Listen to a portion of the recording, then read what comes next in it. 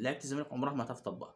طيب في حاله الدفاع الثلاثه اللي ورا دول بيتقلبوا 4 قصادهم 1. ايه اللي بيحصل؟ حمزه بيفتح، وحاتم بيفتح على حسب الهجمه. دونجا رؤى بيقلب من لعيب رقم 6 بيلعب سيرد باك، بيبقى مدافع رابع مع الاربع مع الثلاث مدافعين. يبقى في حاله الدفاع بنتقلب كام؟ 4-1 4-1. في حاله الدفاع مع الباكات المفروض بتضم مع لعيبه خط نص المفروض يضموا مع دونجا، واللي هو ما بيحصلش.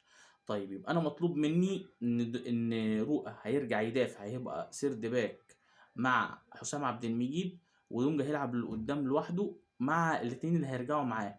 يعني انا المفروض في حالتي الدفاعيه بلعب 4-5-1. 4-5-1. هل ده بيحصل؟ لا، في اتنين لعيبه في نص الملعب اللي هو في الاربعه اللي قدام ما بيرجعوش.